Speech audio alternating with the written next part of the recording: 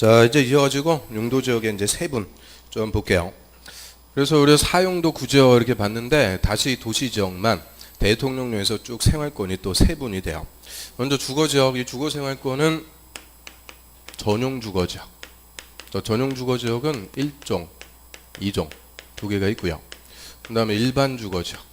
자, 일반 주거 지역은 1종, 2종, 3종 세 개가 있어요. 준 주거 지역까지. 그러면 주거지역이 2개, 3개, 1개 그러니까 총 몇 가지가 되는 거냐?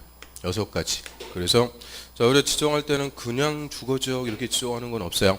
이 6개 중에서 하나가 구체적으로 지정됩니다. 예를 들어서 1종 전용 주거지역 또는 2종 일반 주거지역 뭐 이런 식으로 이 6개 주거지역 중에서 하나가 지정이 되죠. 자, 하나씩 봅니다. 그럼 전용 주거지역은 1종하고 2종이 있죠. 자, 1종 전용 주거지역은 목적이 단독주택 중심의 양호한 주거환경의 보호가 필요한 곳이고요. 자, 2종은 공동주택 중심의 양호한 주거환경의 보호. 그러면 일단 전용 주거지역. 자, 전용 주거지역은 1종이든 2종이든 목적은 같아요. 다 목적은 뭐다? 양호한 거죠. 양호한 주거환경을 보호하자. 그 양호하다는 말이 뭐예요? 좋다고 얘기죠. 조용하고 깨끗하고 쾌적한 이런 좋은 주거환경을 앞으로 보호해 나가자. 그러면 이 양호하다 좋다. 자, 이거는 한마디로 싼 동네일까요? 비싼 동네일까요? 비싼 동네다. 그 얘기죠. 비싼 동네. 그래서 우리 이미지 딱 떠올려 보면 맨 드라마에 보면 회장님만 나오죠. 자, 회장님 댁 있는 동네. 그런 동네가 전용 주거지역이다 이렇게 생각하시면 돼요. 비싼 동네요. 그래서 전용 주거지역은 양호한 건데 1종하고 2종으로 세분돼요. 1종은 단독주택 중심. 단독주택은 2층 집 이런 거 생각하시면 되죠. 단독주택 중심. 자, 2종은 공동주택. 자, 공동주택은 뭐겠어요? 아파트 얘기하죠. 그래서 단독주택을 중심으로 양호한 주거환경을 보호하자 하면은 1종 전용 주거. 공동주택, 아파트를 중심으로 양호한 주거환경을 보호하자 하면은 2종 전용 주거. 다 비싼 동네요. 그리고 자, 일반 주거지역 볼게요. 일반 주거지역은 1, 2, 3종 3개로 세분돼요. 자, 1종 일반 주거지역은 저층 주택 중심의 편리한 주거환경의 조성. 자, 2종은 중층 주택 중심의 편리한 주거환경. 3종은 고층, 그럼 또 틀려요. 중고층 주택 중심의 편리한 주거환경의 조성입니다. 그러면 자, 일반 주거지역은 1, 2, 3종 다 목적은 같아요. 자, 목적은 편리한 주거환경을 조성하자. 편리하다 이 말은 우리 집 주변에 슈퍼마켓, 음식점, 이발소, 미자원, 목욕탕, 세탁소 자, 이런 시설들을 근린생활시설 줄여가지고 근생이라고 그래요. 그래서 근린생활시설이 싹 밀집해 있으니까 편리하죠. 편리하게 생활할 수 있는데 우리 집 옆에 슈퍼나 음식점 이런 거 있으면 조용해요. 시끄럽죠. 아무래도 좀 시끄럽고 더럽고 해도 편리한 주거환경을 만들어 나가자 하는 것이 일반 주거지역. 그러니까 대부분 우리가 살고 있는 동네는 무슨 지역이에요? 일반 주거지역이다 이렇게 생각하시면 되고요. 그래서 일단 전용 주거지역은 목적이 양호, 일반 주거지역은 편리. 이거부터 헷갈리면 안 돼요. 그래서 전양 1편 이렇게 딱 정리해요. 전용은 양호, 일반은 편리. 전양 1편. 근데 일반 주거지역은 1, 2, 3종 3개가 되니까 단독, 공동 이렇게 세분하는 거 아니고요. 충수로 저층, 중층, 중고층 충수로. 저층은 낮은 거죠. 4층 이하 낮은 건물을 중심으로 편리한 주거환경을 조성합시다. 그러면 1종 일반 주거. 중층주택 중심의 편리한 주거환경이다 하면은 2종 일반 주거 이런 식으로 해석하시면 되고요. 그러면 이 주거지역 갖고 물어보는 게 용도지역 지정 목적 무조건이요. 1번 아니면 2번 무조건 주거지역 갖고 줍니다. 그러면 일단 자, 예를 들어서요. 이렇게 한번 물어볼게요.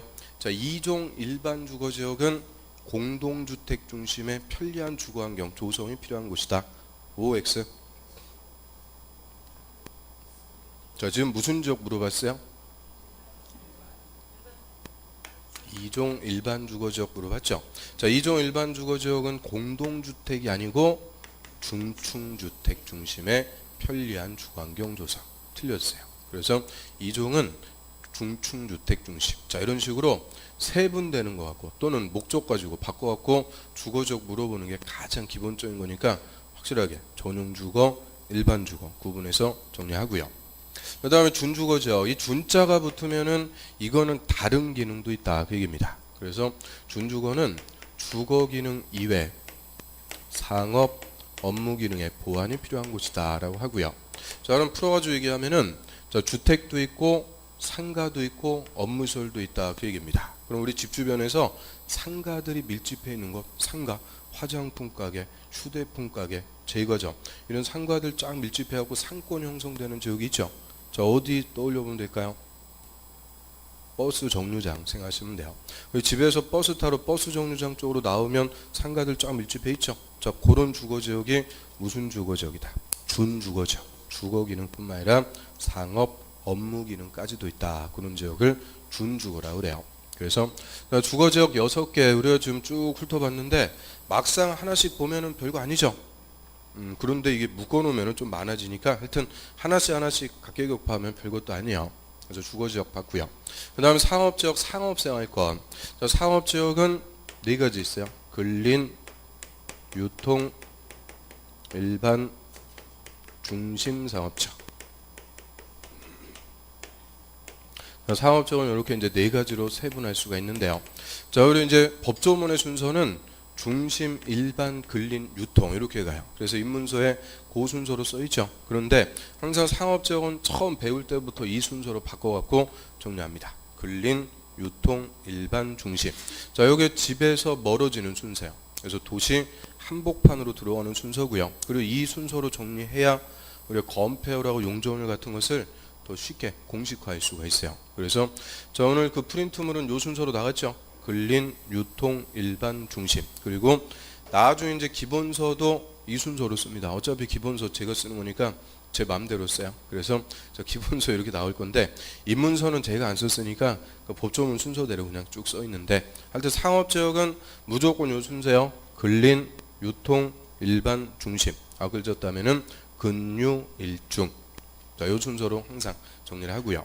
자, 근린상업지역부터 하나씩 봅니다. 근린상업지역은 근린지역에서 일용품 서비스를 공급하는 곳이다. 그럼 근린, 가까울 꾼자의 이웃린자, 가까운 이웃지역이다 얘기죠. 그럼 뭐하고 가깝다는 거예요?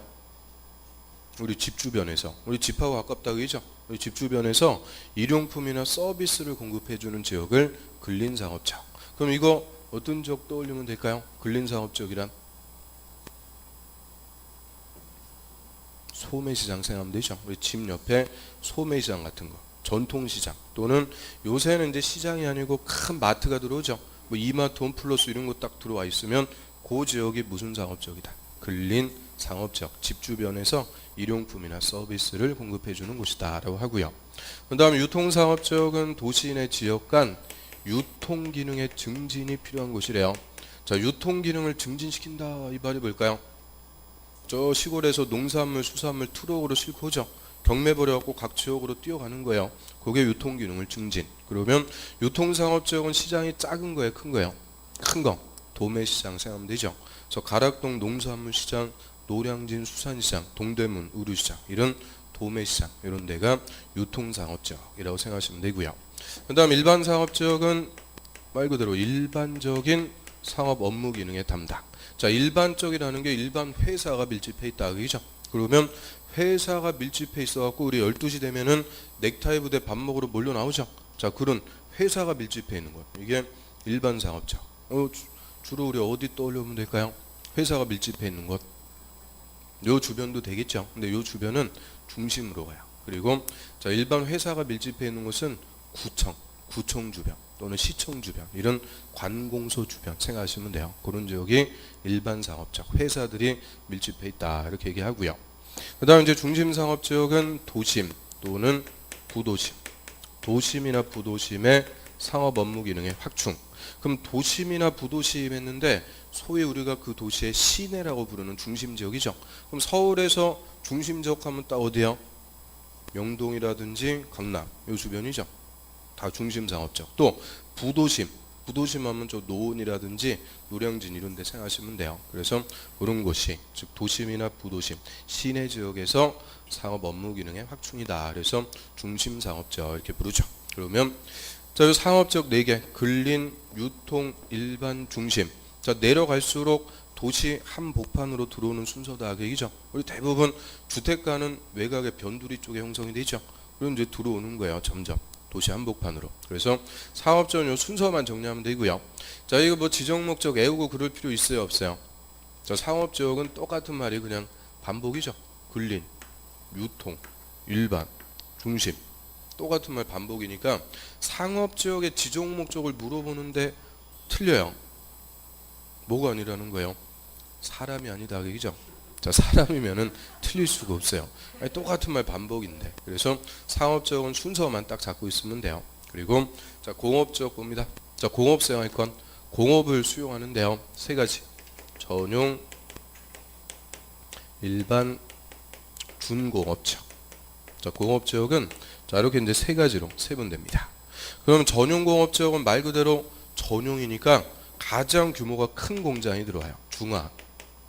중화공업, 석유화학 공장 이런 거 생각하시면 돼요. 정유공장, 포항제철, 다 중화 또는 해로운 거, 공해성 공업을 수용한다. 그래서 중화학, 공해성 공업을 수용. 그다음 일반 공업지역은 요거는 공장의 규모는 큰데 공해를 내뿜진 않아요. 환경을 저해치 않는 공업을 배치. 즉 환경을 저해하지 않는다. 공해가 안 나온다 그 얘기죠. 그러면 우리 공장의 규모는 커가지고 근로자가 몇만 명인데 공해가 나오진 않아요. 이런 공장이 뭐가 있을까요? 규모는 큰데 공해를 배출하지 않는 공장. 자동차 공장 생각하시면 돼요. 현대차, 기아차, 자동차 조립하는데 공해가 나오고 그럴 이유가 없죠. 그래서 기계공장 같은 이런 공장이 들어와 있으면은 그 지역은 무슨 공업이다? 일반 공업지역이라고 생각하시면 되고요. 그 다음에 준공업지역은 준자가 붙었으니까 다른 기능도 갖고 오는 거죠. 그래서 공업 중에서는 제일 경미한 거, 경공업을 위주로 주거, 상업, 업무 기능의 보완이 필요한 곳이다. 얘도 풀어갖고 얘기하면요, 주택도 있고 상가도 있고 뭐도 있어요? 공장. 우리 집 주변에 공장 같은 거 있어요. 지하실 같은 데서 사장님 혼자서 돌리는 공장 같은 거 있죠. 그게 다 경공업인데 뭐 있을까요? 경공업 있다면서요. 자, 수건 공장, 양말 공장, 구두 공장, 또 인형에다가 눈깔 인형 공장 이런 것들이 다 무슨 공장이냐? 경공업이요. 그래서 경공업을 위주로 주상 업무 기능의 보완이다. 자, 이걸 이제 준공업이라고 하고요. 그러면 전용공업 지역은 중화, 준공업 지역은 경공업. 그런데 딱 얘가 항상 문제예요. 일반 공업 지역 하면은 떠오르는 게 없어요. 그래서 시험에서도 일반 공업 가지고 제일 잘 물어봐요. 그래서 일반 공업 지역은 무슨 공업을 수용한다고요? 환경을 저해치 않는 공업입니다. 규모는 큰데 공해가 나오진 않는 환경을 저해치 않는 것. 그 다음 이제 녹지지역입니다. 자, 녹지지역은 우리 도시지역이라도 개발이 아니에요. 녹지를 보존할 곳인데, 녹지지역도 3개. 보전, 생산, 자연 녹지. 자, 녹지지역도 이렇게 3가지로 세분이 돼요. 그럼 보전 녹지 한번 보세요. 보전 녹지는 끝에 녹지의 보전입니다. 자, 이거는 개발을 일체 할 수가 없어요. 도시지역이라도 개발을 일체 할 수가 없고 보존할 녹지가 말 그대로 보존 녹지. 그러면 이 보존 녹지는 쉽게 생각하시면은 도시지역에 있는 산 같은 거 생각하시면 돼요. 산. 그럼 우리 서울특별시 한복판에 무슨 산이 있어요? 남산. 그런데 들어가서 막 개발하고 그러면 된다 안 된다? 안 된다. 이런 도시지역의 산같이 절대적으로 보존할 녹지가 보존 녹지라고 하고요. 그 다음에 생산 녹지는 생산 농사 짓는 거니까 농업적 생산을 위해서 개발을 유보한 지역이다라고 합니다. 자, 우리 유보라는 말은 미뤄뒀다 얘기죠. 개발은 나중에 합시다. 유보. 그래서 농사 짓기 위해서 개발을 유보한 곳이니까 이거는 도시 외곽에 비닐하우스 농사 짓는데 근교농업 한다고 그러죠. 그런 데 떠올리면 돼요. 농사 짓기 위해서 개발을 유보한 지역. 그 다음에 자연 녹지. 자, 얘는 녹지를 보존하는데 불가피한 경우에는 제한적 개발이 허용되는 지역이라고 그래요. 제한적이지만 개발을 할 수가 있는 녹지. 그러면 저 보존 녹지는 개발 못해요. 생산 녹지는 개발을 유보. 자연 녹지는 제한적이지만 개발이 허용. 내려갈수록 어떻게 돼요? 개발을 할 수가 있게 된다. 즉 개발 가능성이 열린다 그 얘기죠. 그래서 내려갈수록 이제 개발할 수 있게 되는데요. 자, 녹지는 요 두 개 갖고 또 바꿔줘요. 자, 생산 녹지는 농업적 생산을 위해서 제한적 개발은 허용되는 곳이다. 틀려요. 생산 녹지는 농사짓기에서 개발을 뭐했다? 유보. 이게 키워드입니다. 생산 개발을 유보. 그래서 생산 녹지 할 때 생, 유보할 때 유. 따면은 뭐가 돼요? 생유. 그래서 생산 녹지가 유보입니다. 생유. 이렇게 정리하면 되고요. 그래서 자, 여기까지 지금 도시지역 세 분 쭉 봤는데요. 자, 6, 4, 3, 3. 그러니까 몇 개요? 16개입니다. 이 도시지역만 생활권이 16개로 세분되고요. 자, 16개에다가 관리지역 3개, 농림, 자연환경 보존지역까지. 그래서 이 대통령령까지 내려가게 되면 우리 용도지역의 종류가 총 21개가 나오게 되죠. 21개. 그래서 자, 이런 거는 이제 구분이고요. 자, 구체적인 용도지역은 주거지역이 지금 몇 개 있어요? 6개. 상업지역 4개, 10개죠. 공업지역 3개, 13개. 녹지지역 3개, 16개, 17, 18, 19, 20, 21. 그래서 총 21개 용도지역이 나옵니다. 그래서 이 21개 용도지역 중에서 하나를 빠짐없이 전 국토에 지어놓고 가장 기본적인 규제를 가하는 것이 용도지역이고요. 하여튼 이거 다 합쳐보니까 또 몇 개나 나와요? 21개. 근데 아까 각각 따져보니까 별거 아니라고 그랬죠. 그래서 이 묶어놔가지고 많은 거고요. 별거 아니니까 하여튼 우리 용도지역은 무조건 잡혀야 돼요. 이걸 알아야 용도지구, 용도구역 뭐 모든 공법이 나오는 거예요. 그래서 좀 많아도 반드시 이 체계, 딱 이 체계에 따라서 정리를 꼭 해두셔야 되고요. 그래서 오늘 그 프린트물에 중간 이하에 보면 용도지역의 종류 3분 제가 보기 좋게 거기다 그려놨죠. 자, 하여튼 그거 뭐 화장대에다 붙여두시든지 하여튼 그리고 우리 집중력 제일 좋은 때가 언제요? 집중력 제일 좋은 때. 일 볼 때죠. 일 볼 때 그 화장실 이런 데 딱 붙여가지고 하여튼 요 체계에 따라서 딱 이거 잡혀야 돼요. 이걸 알아야 나머지가 따라와요. 그래서 용도지역은 반드시 정리하셔야 돼요. 그러면 다시 한번 봐요. 국토는 크게 4개로 구분하죠. 도시, 관리, 농림, 자연환경 보전. 다시 도시지역은 주, 상, 공, 녹. 자, 주거지역은 전용, 일반, 준. 상업지역은 근린, 유통, 일반, 중심. 공업지역은 전용, 일반, 준. 녹지는 보전, 생산, 자연 녹지. 자, 관리지역은 보전, 생산, 계획 관리요. 얘하고 또 녹지지역과 헷갈리면 안 돼요. 녹지는 보호생자, 관리는 보호생개. 그래서 요 체계에 따라서 용도지역은 반드시 정리를 해두셔야 되는 가장 중요하고 기본입니다. 그러면 자, 이런 이제 용도지역이 도시공관리계 결정으로 지정이 됐어요. 지정되면은 효과는 행위자랍니다. 이 생활권에 맞게 토지를 쓰도록 우리한테 규제하죠. 첫 번째, 건축 제한은 그냥 지금은 의미 정도 들어두시면 돼요. 이 생활권에 맞는 건물만 건축할 수 있고 맞지 않는 것은 건축을 못하게 규제합니다. 그거를 건축 제한. 나중에 기본서 나오면 좀 더 보기로 하고요. 자, 그다음에 건폐율하고 용적률이고요. 자, 이 두 개는 건물의 크기 제한한다라고 했는데 우리 부동산을 공부했다. 건폐율, 용적률 이런 개념을 모르면 안 돼요. 가장 기본적인 개념 중에 하나입니다. 그리고 건폐율은 매년 한 문제씩 좀 출제해야 돼요. 조금 더 어려운 게 용적률인데 용적률은 이상하게 잘 안 주고 건폐율이 지금 5년 동안 계속 기출. 작년만 쉬었어요. 올해 또 나왔죠. 올해부터 또 5년 계속 쭉 물어볼 거니까 하여튼 건폐율하고 용적률은 시험에서도 무조건 한 문제씩 출제가 되는 가장 기본 개념 중에 하나입니다. 그래서 옆 페이지에 365페이지에 맨 위에 보시면은 자, 건폐율하고 용적률 제한 이렇게만 써 있고요.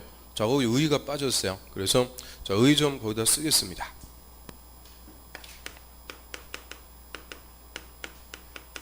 자, 건폐율은 대지 면적에 대한. 그래서 대지 면적에 대한 그랬으니까 대지 면적이 분모로 합니다. 대지 면적분의 건축 면적 곱하기 100 비율. 그래서 대지 면적에 대한 건축 면적의 비율을 건폐율이라고 하고요. 자, 여기 공식으로 이렇게 쓰세요. 대지 면적분의 건축 면적 곱하기 100. 다 쓰셨어요? 그럼 이 와글자 그대로 읽으면 뭐가 돼요? 건대. 건폐율은 건대. 이렇게 일단은 외우고요. 자, 대지 면적이라는 것은 말 그대로 땅의 면적이죠. 그럼 건축 면적이라는 것은 건물의 면적이죠. 건물의 면적. 그래서 대지 면적에 대한 건물의 면적의 비율을 건폐율이다라고 합니다. 자, 예를 들어서요. 자, 100제곱미터 대지가 있습니다. 100제곱미터 대지에 건물 건축해요. 그러면 이렇게 건축한다고 할 때요. 자, 이 건물의 면적.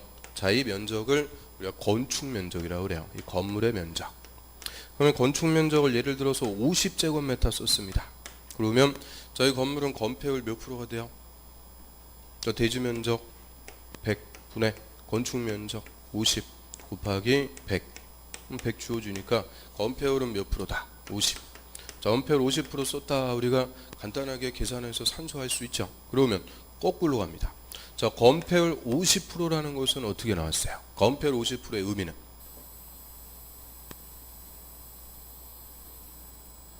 건폐율 50%.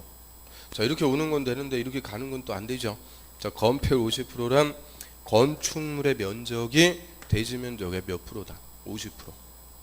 건축 면적이 대지 면적의 50% 썼다. 그 얘기죠. 그러면 자, 건축 면적을 60제곱미터로 했다 그래요. 그럼 건폐율 얼마가 돼요?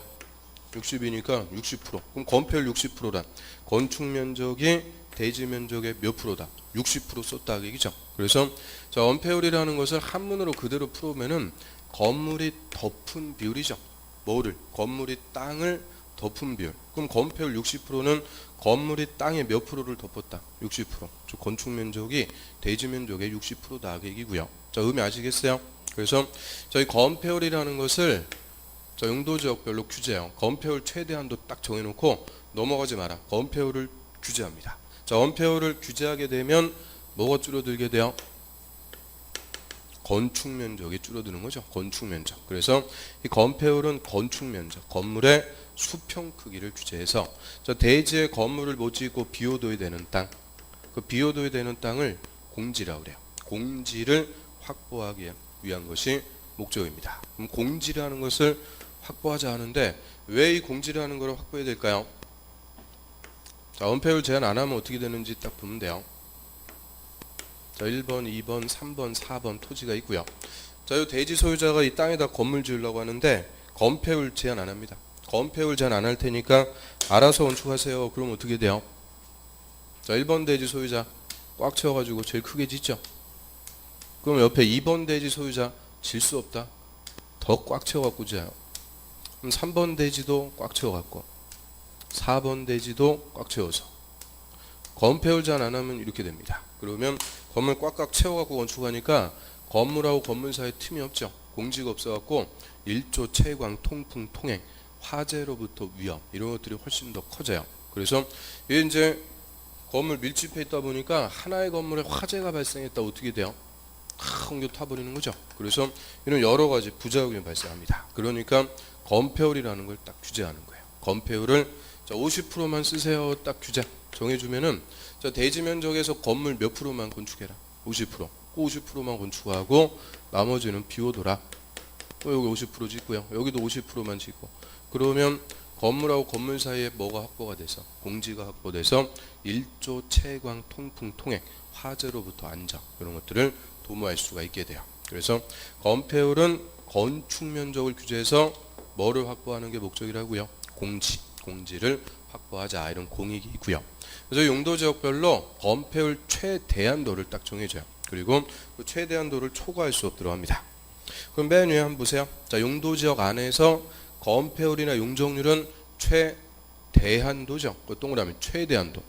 최소한도가 아니요. 최대한도를 딱 정해주고 그 최대한도를 뭐하면 안 된다? 초과 넘어가서 건축할 수 없도록 규제합니다. 그러면 저 밑에 보시면은 이제 용도지역별로 건폐율 용적률의 최대한도가 쫙 나와 있죠. 저거 건폐율 같은 거는 매년 물어보니까 다 외워야 돼요. 외워야 되는데 저 지금 뭐 용도지역 이거 21개 이것도 지금 어려워 죽겠는데 건폐율 또 숫자 그 외우시라고 그러면은 다음 주부터 또 안 나오세요. 그러니까 이거는 나중에 요 체계가 딱 잡히면 공식화해갖고 간단하게 정리해요. 1분도 안 걸려요. 공식화해서. 공식화하고 그럴 거니까 막 기대되고 흥미진진하고 그러죠. 별로 뭐 그렇지 않아요. 아무튼 그래서 나중에 공식화해서 간단하게 정리하니까 지금 입문과정은 일단은 이 체계가 중요하다는 거예요. 용도지역의 체계. 요거를 정리를 하시는 게 첫 번째고요. 그럼 예를 들어서 주거지역의 거원폐율 보세요. 법률에서 지금 몇 프로래요? 70. 자, 주거지역은 법에서 거원폐율 몇 프로 주는 거냐? 70%. 그럼 이 말을 해석하면 돼요. 자, 거원폐율 70%라는 말은 뭘까요? 거원폐율 70%란 건축 면적을 대지 면적의 최대 몇 프로까지? 70%까지만 쓸 수가 있다는 거죠. 나머지 30%는 공지로 비워둬야 된다. 그 다음에 그 밑에 상업지역 하나 더 봐요. 상업지역은 건폐율 최대 한도가 90. 90%면은 뭐야? 의미가. 건폐율 90%란 건축 면적을 대지 면적의 90%까지 쓸 수 있다고 얘기죠. 10%만 비워두면 된다. 그 얘기예요. 그래서 지금 건폐율 몇 프로 이 말의 의미를 이해하면 되는 거지 지금 숫자를 구체적으로 외우고 그럴 필요는 절대 없어요. 그래서 여기까지가 건폐율이고요. 그 다음 이제 용적률 보겠습니다.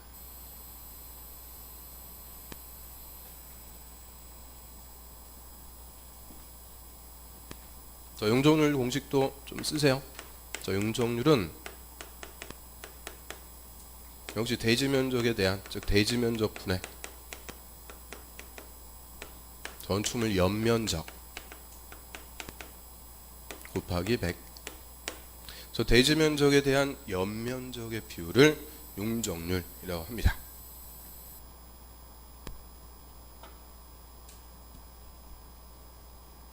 다 쓰셨어요? 자, 그럼 용적률은 앞글자 그대로 따면 뭐라고 읽으면 돼요? 연대. 그래서 건폐율은 건대, 용적률은 연대. 이렇게 정리하면은 일단 헷갈리지 않고요. 자, 연면적이라는 것의 의미, 연자의 의미는 합이에요. 면적을 다 합친 것을 연면적 이렇게 표현합니다. 그래서 연면적이라는 것의 개념은 우리 건축법에서 규정하는데요. 하나의 건물에서 각 층 바닥 면적, 각 층의 면적을 바닥 면적이라고 그래요. 각 층 바닥 면적을 합친 면적. 그래서 1층 면적, 2층 면적, 3층 면적, 가층 면적을 다 합친 총면적, 이 총면적을 연면적이라고 표현하고요. 그래서 대지 면적에 대한 연면적의 비율. 그러면 자, 예를 들어서 역시 100제곱미터 대지입니다. 자, 대지에다 건물 짓는데 저 건물의 면적, 건축 면적을 50제곱미터 썼습니다. 그럼 일단 건폐율은 50% 쓴 거죠. 저 4층짜리 건물 건축했다 그래요. 4층. 그럼 이 건물의 용적률을 구하시오. 이게 문제예요. 용적률 구하려면 연면적을 알아야 되죠. 자, 연면적이란 각층 바닥 면적의 합계. 각층 면적이니까 자, 1층 바닥 면적 얼마예요? 50. 2층도 50. 3층도 50. 4층도 50. 그럼 각층의 면적을 다 합친 면적이니까 이 건물의 연면적은 200. 일단 연면적이라는 것의 의미 아시겠어요? 각층 면적을 합한 총 면적이요. 그러면 자, 연면적 200 나왔으니까 용적률 계산할 수 있죠. 대지 면적 100분의 연면적 200 곱하기 100. 그러면 자, 용적률은 200%다. 200%다. 이렇게 우리가 산수에서 또 찾아냈어요. 그러면 또 거꾸로 합니다. 자, 용적률 200%는 어떻게 나온 거예요? 용적률 200%란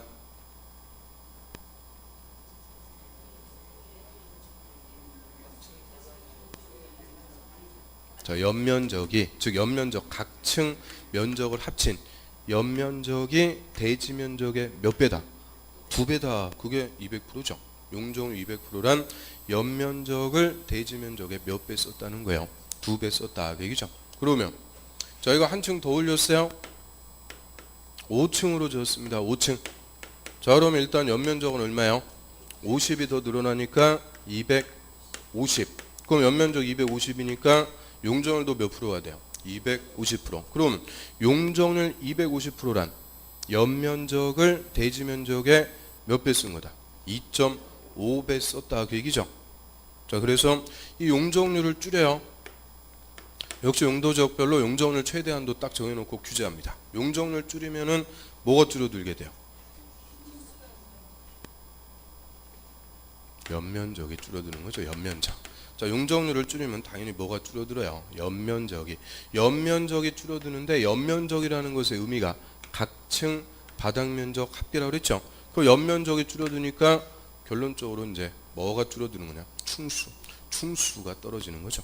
그럼 아까 자, 용적률 250%일 때는 연면적을 대지면적의 2.5배니까 몇 층까지 줬어요? 5층. 그런데 용적률 200% 줬다. 그럼 연면적이 대지면적의 2배죠. 그럼 몇 층밖에 안 돼요? 4층. 자, 이런 식으로 용적률은 일단은 뭘 규제하고? 연면적. 연면적이 줄어드니까 뭐가 줄어드는 거다? 충수. 그래서 용적률은 연면적을 규제해서 건물의 충수를 규제합니다. 그럼 충수는 입체적인 크기라고 그러죠. 건물의 입체 크기를 규제하는 것이 용적률이라고 그래요.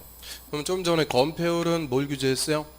건축 면적을 규제해서 건물의 수평 크기를 제한. 그리고 용적률은 연면적을 규제해서 건물의 충수, 입체 크기를 각각 규제합니다. 그럼 역시 용도 지역별로 용적률 최대한도를 정해 주는데요. 자, 용적률 보세요. 주거 지역은 법률에서 용적률 몇 프로래요? 500. 그럼 주거 지역의 용적률 500%. 자, 이 의미만 알면 되죠. 자, 용적률 500%란 뭘 얘기할까요? 용적률 500%란 연면적을, 즉 각층 바닥 면적 합계 연면적을 대지 면적의 몇 배까지 쓸 수 있다. 5배까지. 땅의 면적의 5배가 될 때까지 건물 올릴 수 있다 그 얘기죠. 그러면 그 밑에 상업지역 하나만 더 봐요. 상업지역은 용적률 1500%예요. 그럼 용적률 1500%란 연면적을 대지 면적의 최대 몇 배까지? 15배까지 쓸 수 있다 그 얘기죠. 그래서 용적률 몇 프로 의미를 지금 잡는 거예요. 그러면 우리가 주거지역과 상업지역만 봤는데 상업지역이 건폐율 용적률 최대한도가 제일 높습니다. 그럼 건폐율 용적률 최대한도가 높다 이 말은 똑같은 대지에서 건물을 크고 높게 지을 수 있다 그 얘기죠. 즉 가장 토지를 고도로 이용할 수 있는 지역이 상업지역이 돼요. 그럼 토지용 가치가 높으니까 그대로 땅값에 반영돼서 땅값도 제일 비싼 곳이죠. 그래서 상업지역이 땅값이 제일 비싼 지역이라고 합니다. 이유는 건폐율, 용적률 이런 거를 많이 줘서 토지 이용 가치가 높다 그 얘기죠. 그래서 자, 여기까지 건폐율하고 용적률까지 해서 우리가 이제 용도지역 입문과정에서 가장 기본적인 개념들만 쭉 설명을 드렸어요. 막상 들어보니까 이런 거 어렵지 않죠? 건폐율과 용적률은 역시 계속 나옵니다. 다음 주부터 계속 쭉 나오는 개념들이니까 건폐율하고 용적률 지금 용도지역별로 숫자를 외우고 그러는 게 중요한 게 아니에요. 각각 의미를 이해하시는 게 지금 입문과정에서는 중요한 개념이죠. 그래서 여기까지가 이제 용도지역제 정리하고요. 자, 한 페이지 넘겨보세요. 자, 힘드세요? 뭐 그닥 힘들지 않죠? 자, 그리고 우리가 11월, 12월은 입문과정이니까 3시간으로 하고요. 1월 달부터는 기본서 나오면은 이제 4시간으로 합니다. 4시간. 그래서 민법, 개론, 공법 3과목은 4시간 수업으로 갈 거예요. 일단은 이제 입문과정에서는 3시간씩 수업 듣는 것도 처음 하실 때는 만만치 않아요. 막 엉덩이 아프고 허리 아프고 막 그러죠. 근데 이런 것들을 이제 하나씩 익혀 나가는 거예요. 몸과 마음을 이런 이제 공부하는 것에 익혀 나간다 생각하시고요. 자, 오늘 하나만 더 할게요. 한 페이지 넘겨보시면은 용도지구 나오죠. 자, 도시군관리계획 내용 1번이 뭘까요? 용도지역, 용도지구. 그래서 용도지구 하나만 더 정리하겠습니다.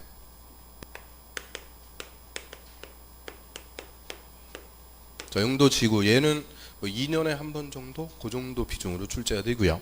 자, 지구자 붙었습니다. 이 지구자 붙으면 의미는 뭐예요? 일부, 항상 일부. 그래서 용도지구는 일부 토지에 지정할 수 있다 그래요. 자, 용도의 쓰임새를 정해주려고 하는 건데 용도지구에서 용도라고 할 때는 즉 쓰임새라고 할 때는 용도지역의 기능 보충 또는 용도지역의 기능을 더 보완해 준다 이렇게 얘기해요.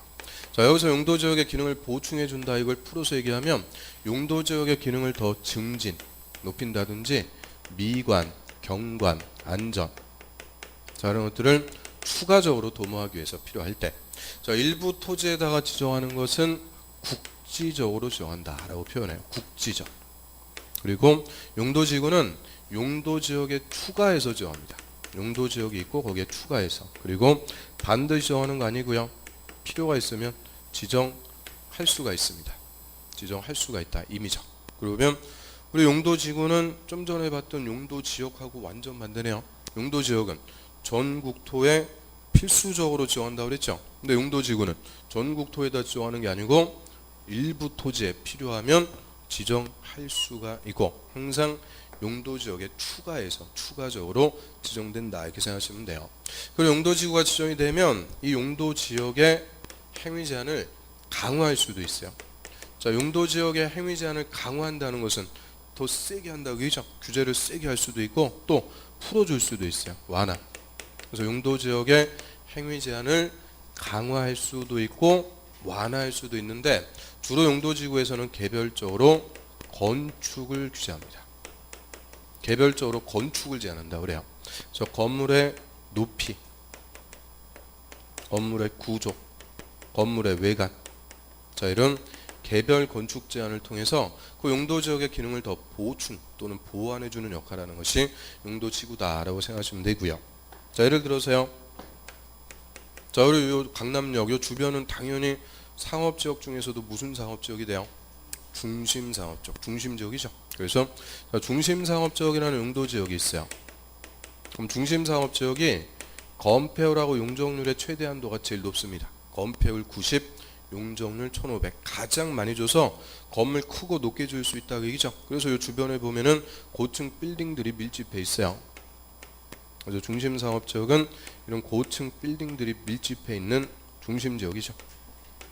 그럼 이런 빌딩들이 밀집해 있는 거는 좋은데 밀집해 있다 보니까 하나의 건물에 화재가 발생해갖고 이거 타다가 옆으로 조금만 쓰러지면은 옆에 건물 옮겨붙고 불바다가 될 수 있죠. 그래서 이런 건물 밀집 지역은 화재로부터 위험이 큰 곳이에요. 그래서 자 이런 중심 상업 지역에서 추가적으로 또 뭐를 지정할 수 있는 거냐? 방화지구.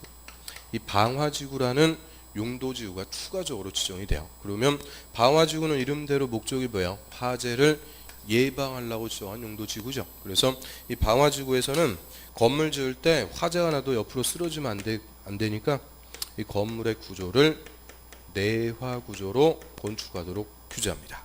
자, 내화라는 것은 내자가 견딜 내자. 우리 인내한다고 그러죠. 화재에 견디는 구조. 즉 화재가 나도 쓰러지지 않는 구조로 건축하도록 함으로써 자, 화재로부터 안전을 추가적으로 도모하자는 거고요. 자, 하나만 더 봐요. 자, 그리고 이 중심 지역에 고층 빌딩이 쭉 있는데 여기에 토지를 A가 샀어요. 자, 이거 땅값 비싸겠죠. 비싼 돈 줘가지고 A가 새로 토지를 샀고요. 자, A의 평생 소원이 이런 빌딩 숲 사이에 집 짓고 사는 거예요. 그래서 여기다가 2층 집 지으려고 그래요. 그럼 이 땅값 비싼 중심 상업 지역에 2층 집 짓는데 A의 자기의 만족은 있죠. 그런데 이거 땅값 비싼 곳에 토지를 효율적으로 이용한다라고 할 수가 없는 거죠. 그리고 옆에 또 고층 빌딩들 쭉 들어갑니다. 그러면 저는 빌딩 숲 사이에 낮은 건물 하나 딱 끼어 있으면 어떻게 돼요? 이빨 빠진 것처럼 아주 보기가 싫어져요. 그걸 도시 경관을 침해한다 그래요. 그래서 이 중심 지역에서는 이런 낮은 건물 못 짓게 추가적으로 규제할 필요가 있죠. 이런 건물의 높이를 규제하는 것을 고도지구라고 그래요. 특히 낮은 건물을 규제하기 위해서 자 여기에 추가적으로 최저 고도지구,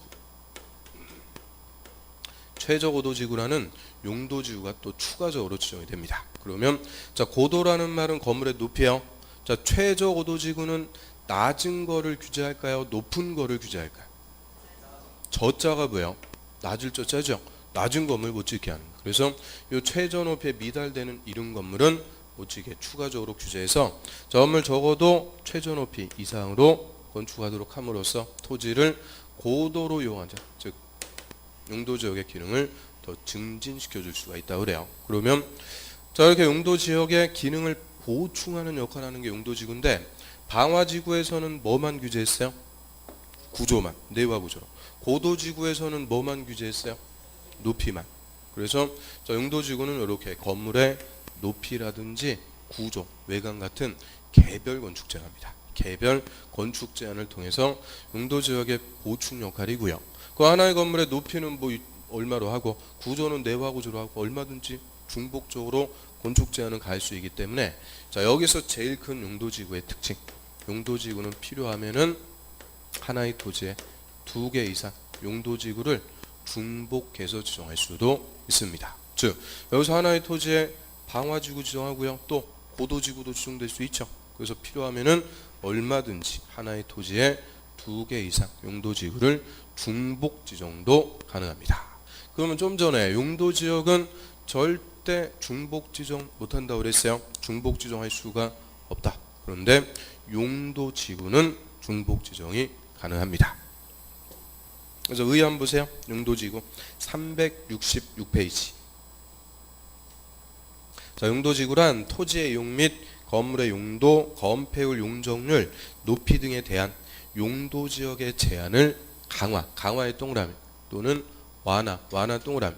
그 용도지역의 행위 제한을 강화 세게 할 수도 있고 완화 풀어줄 수도 있는데요. 주로 용도지구는 뭘 규제한다고요?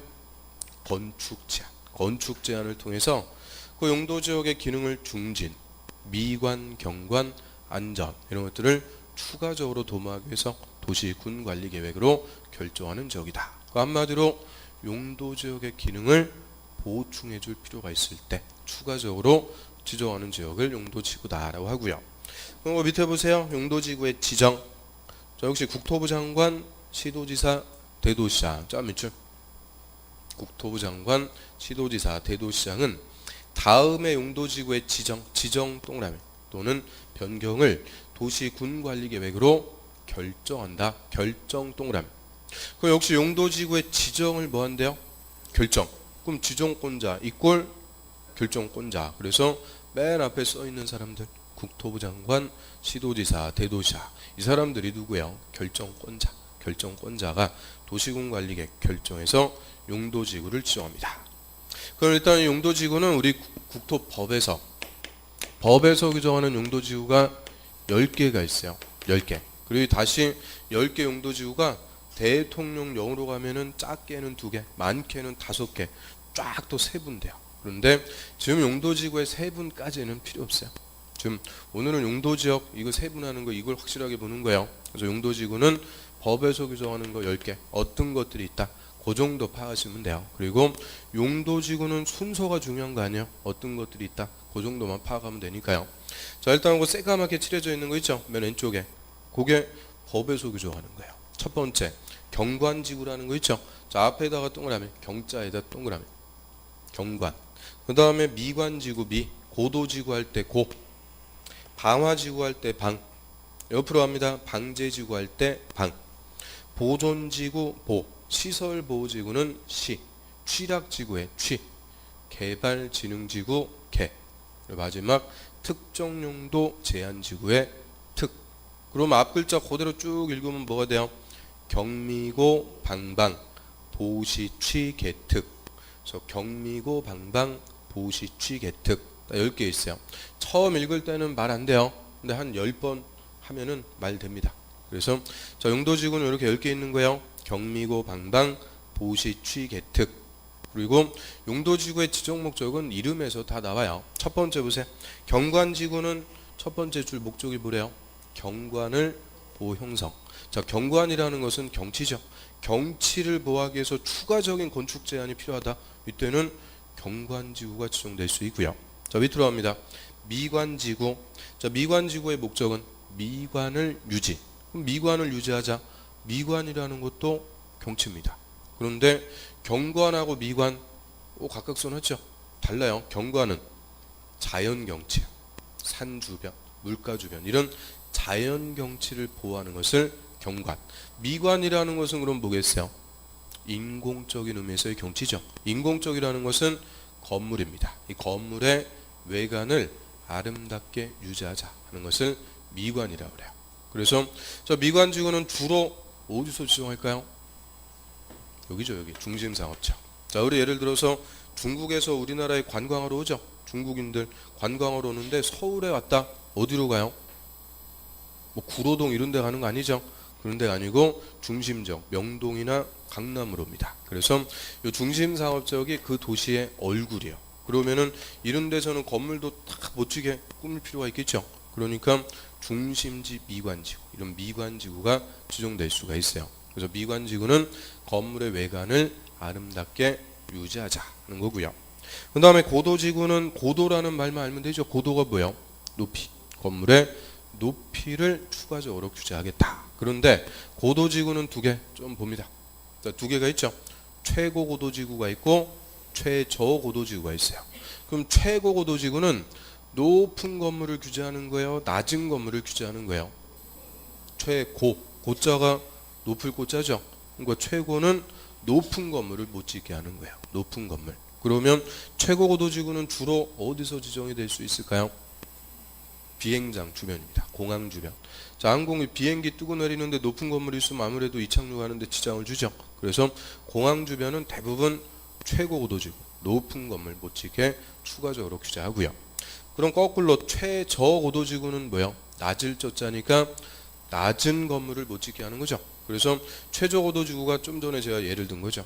이것도 역시 무슨 지역? 중심지역. 중심지역에서 낮은 건물을 못 짓게, 그래서 높게 건축하도록 함으로써 토지를 고도로 이용하자 하는 것이 최저 고도지구. 그 다음 방화지구는 이름대로 화재 위험을 예방, 건물 밀집 지역 같은데 화재를 예방하려고 지정하고요. 자, 옆으로 갑니다. 방제지구. 그럼 얘는 뭐겠어요? 재해방이죠. 풍수해, 산사태, 지반붕괴, 즉 지진. 자, 이런 재해를 예방하기 위해서 필요한 곳이다. 그래서 자, 방화지구하고 방제지구는 같은 게 아니죠. 방화지구는 화재만 예방, 방제지구는 자연재해 예방. 그래서 우리 몇 년 전에 서울에서도 산사태 나가지고는 아파트 무너지고 몇 명 죽고 그랬어요. 그 우면산 산사태 나고. 그러니까 뭐 시가지에서도 자연재해 발생하죠. 그래서 시가지든 뭐 저 태풍 피해 볼 수 있는 시골 같은 데든 재해를 예방하자 하는 것이 방제지구. 그다음 보존지구. 자, 보존지구는 문화재, 중요썰물, 문화 생태적으로 보존 가치가 큰 지역의 보호 보존. 그다음에 지역의 보호 보존을 위해서 필요한 곳이다. 그럼 보존지구는 목적이 뭐래요? 지역의 보존. 보존지구니까 지역을 보존하자. 그게 목적이고요. 그 밑으로 갑니다. 시설보호지구. 학교, 공용, 항만, 공항시설을 보호하자. 거기까지만 봐요. 그럼 시설보호지구는 목적이 뭐예요? 일정한 시설을 보호하자는 게 시설보호지구. 그 다음에 그 밑에 취락지구. 자, 얘는 별표. 그래 좀 전까지 용도지구는 이름만 봐도 목적 딱딱 나오죠. 그런데 취락지구, 얘는 목적이 잘 안 나와요. 그럼 취락지구는 취락이라는 말이 키워드입니다. 자, 취락이 뭘까요? 취락. 취락이라는 말. 취락은 부락, 마을 얘기하죠. 주민들이 옹기종기 모여갖고 사는 마을. 그 마을을 법에서는 취락이라고 불러요. 그럼 취락지구는 취락, 살기 좋은 마을로 정비해주자. 정비라는 말은 재개발하는 거라고 그랬죠. 살기 좋은 마을로 재개발시켜주자 하는 게 취락지구의 목적이에요. 그래서 취락지구 한번 보세요. 자, 녹지지역. 그럼 녹지지역은 도시지역 이다 아니다? 녹지지역은 도시지역 이해요 아니에요? 자, 여기 보세요. 녹지지역은 도시지역이죠. 도시지역 중에 하나인데, 자, 도시지역이라도 개발이 아니고 보존할 것. 그래서 녹지지역은 보존할 곳입니다. 그 다음에 자, 관리 농림 자연환경 보존지역. 자, 관리 농림 자연환경 보존지역은 도시지역이 아닌 곳이니까 뭐라고 불러요? 비도시. 비도시도 다 뭐 할 곳이에요? 보존. 그래서 좌우 용도지역 녹지, 관리, 농림, 자연환경 보존. 점 있죠? 자, 지역의 끝에 보세요. 취락을 뭐 한대요? 정비. 취락을 정비하기 위해서 필요한 지구다.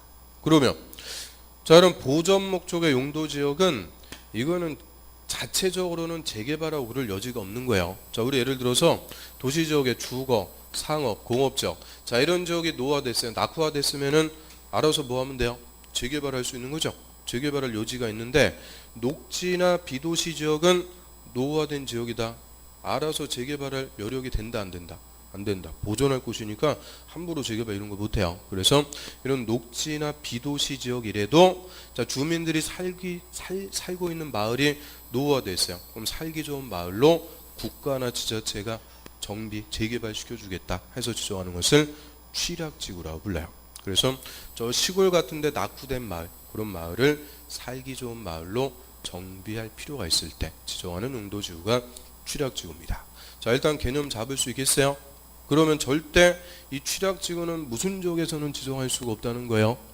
주거, 상업, 공업 이 지역은 자체적으로 재개발 등을 할 수가 있어요. 그래서 녹지와 비도시 지역에서 취락을 정비하기 위해서 필요할 때 지정하고요. 그러면 저 시골 같은데 자, 마을에 취락지구가 지정됐다. 자, 주민들 좋아해요, 싫어해요? 주민들 좋아하는 거예요. 국가나 지자체가 살기 좋은 마을로 만들어주겠다 그 얘기죠. 그러니까 국가나 지자체 예산 갖고 정비해 주는 거니까 주민들이 싫어할 이유가 없는 거예요. 취락지구는 좋은 용도지구입니다. 그 다음에 그 밑으로 와보세요. 자, 개발진흥지구. 개발진흥지구는 주거, 상업, 공업, 유통, 물류, 관광, 휴양 기능 등을 집중적으로 개발, 정비할 필요가 있는 지구다. 말 그대로 일정한 기능을 집중적으로 뭐 할 필요가 있대요? 개발할 필요가 있을 때 개발진흥지구가 지정될 수 있고요. 그럼 이 개발진흥지구도 주로 무슨 지역이냐? 비도시입니다. 비도시 지역에서. 자, 원래 도시지역은 개발할 곳이니까 뭐 개발진흥지구를 따로 지정 안 해도 얼마든지 개발할 수 있죠. 그래서 이 비도시예요. 비도시 지역이라도 자, 일정한 기능을 집중적으로 개발할 필요가 있어요. 예를 들어서 우리 자연환경 보전지역 원래 개발 못하죠. 그런데 관광지 같은 경우에는 좀 개발할 필요가 있겠죠. 관광지로 개발할 필요가 있다. 이런 비도시라도 일정한 기능을 집중적으로 좀 개발할 필요가 있을 때 일부 토지에 지정할 수 있는 용도지구를 개발진흥지구, 말 그대로 개발하려고 지정하는 용도지구고요. 자, 그리고 이 개발진흥지구는 우리 좀 전에 첫 시간에 배운 거 있는데요. 한번 들어봤는데 개발진흥지구 뭐 할 때 들어봤을까요? 기, 지, 개 할 때 개자가 개발진흥지구. 정확하게 하면 그 중에서도 산업, 유통, 개발진흥지구. 그러면 기, 지, 개 그거 뭐 할 때나 봤어요? 어딘가에서 봤겠죠. 앞에서. 자, 주민이 입안을 제한할 수 있는 사유. 주민이 도시군관리계획 입안해 주세요. 제한할 수 있는 사유가 기, 지, 개. 그래서 개발진흥지구는 주민이 제한할 수도 있어요. 그래서 얘도 이제 논점 몇 가지가 있는 거고요. 나중에 와서 보기로 하고. 아무튼 개발진흥지구는 목적이 뭐라고요? 개발. 일정한 기능을 집중적으로 개발해 보자. 그 다음 맨 밑에 이제 마지막 특정용도 제한지구. 자, 얘도 역시 이름만 딱 봐서는 떠오르는 게 없습니다. 그래서 특정용도 제한지구. 자, 주거기능, 청소년 보호, 짜미춘 주거기능, 청소년 보호 등의 목적으로 청소년 유해설 등 특정설의 입지라는 거는 건축이라고 그랬죠. 이 청소년 유해설 같은 특정한 건물을 못 짓게 규제할 필요가 있을 때 지정하는 것이 특정용도 제한지구입니다. 즉 특정한 용도의 건물을 못 짓게 규제하겠다 그 얘기죠. 그러면 청소년 유해설, 술집, 모텔 이런 거 특별히 못 짓게 하는 거예요. 자, 요거는 주로 어디서 지정할까요? 애들이 집에서 학교 다니는 통학로 같은데 이런데 청소년 유해설 특별한 건물을 못 짓게 제한하겠다 하는 것이 특정용도 제한지구입니다. 그래서 자, 여기까지 일단 10개 용도지구 쭉 우리가 봤죠. 자, 용도지구는 이름만 봐도 목적 웬만한 거 나오죠. 자, 경관지구는 목적이 뭐예요? 경관의 보호. 미관지구는 미관 유지. 고도지구는 건물의 높이 규제하죠. 최고 고도지구는 높은 거, 최저 고도지구는 낮은 거. 그다음 방화지구는 화재 예방, 방제지구는 자연재해 예방, 보존지구는 지역을 보존하자, 시설보호지구는 시설을 보호하자. 근데 취락지구, 자, 취락지구는 목적이 뭐였을까요?